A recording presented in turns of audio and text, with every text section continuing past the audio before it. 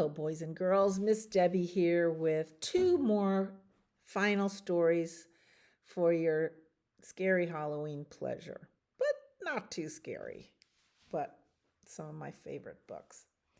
The first one is called Ghosts in the House by Kazuno Kohara. Ghosts in the House. Aren't, isn't this the best? An orange book with black drawings and white ghosts. I love it. I'm all about color. Look at the end pages. Just black stars. Something different. Think outside of the box. By Roaring Book Press. Ghosts in the House. Once there was a girl who went to live in a big old house at the edge of town. It was a splendid place, but there was one problem. Here she's moving in with her cat and her suitcase. The house was haunted, and a ghost is greeting her at the door. But the girl wasn't just a girl. She was a witch. So she opened up her suitcase, and they put on their witchy clothes and took off on the broom. She knew how to catch ghosts. She catches the ghost and puts him in a can with a lid on it. How lovely, she said. I hope there are some more. And there were.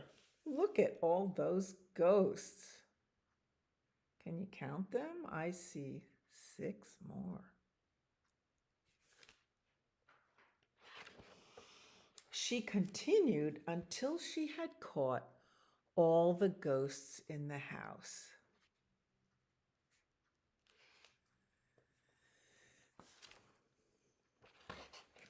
Then she went to the kitchen and put them all in the washing machine.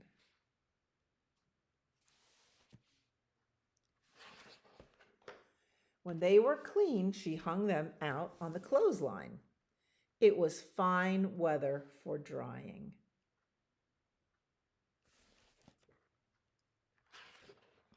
After drying, most of them became nice curtains. I'll bet you have some curtains like that in your house. They're called shears. Maybe in your grandmother's house. One of them made a good tablecloth. They were all very useful. The little witch began to feel very tired after her hard work. She knew just what to do with the last 2 ghosts. So she ran up the stairs, put them as bed covers, and they all lived happily ever after. The end. Isn't that a fun book? I love it. I love it. Now, here is one of my favorites. This short story is called What Was I Scared Of? And it's found in this book called Sneetches and Other Stories by Dr. Seuss. It's pretty scary. Well, I was walking in the night and I saw nothing scary, for I have never been afraid of anything. Not very. Then I was deep within the woods when suddenly I spied them. I saw a pair of pale green pants with nobody inside them. I wasn't scared, but yet I stopped. What could those pants be there for? What could a pair of pants at night be standing in the air for? A little creepy. And then they moved, those empty pants. They kind of started jumping. And then my heart, I must admit, it kind of started thumping. So I got out. I got out fast as I could go, sir. I wasn't scared, but pants like that I did not care for. No, sir. And after that, a week went by. Then one dark night in Greenwich, I had to do an errand there and fetch some Greenwich spinach. Well, I had fetched the spinach. I was starting back through town when those pants raced round a corner and they almost knocked me down. I lost my Greenwich spinach, but I didn't even care. I ran for home, believe me. I had really had a scare. Now, bicycles were never made for pale green pants to ride 'em, especially spooky pale green pants with nobody inside them. And the next night I was out fishing for doubt trout on Rover River when those pants came rowing toward me. Well, I started into shiver. And by now I was so frightened that I'll tell you, but I hate to. I screamed and rode away and lost my hook and line and bait too. I ran and found a brickle bush. I hid myself away.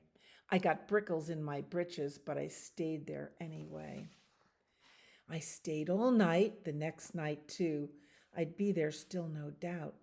But I had to do an errand, so the next night I went out.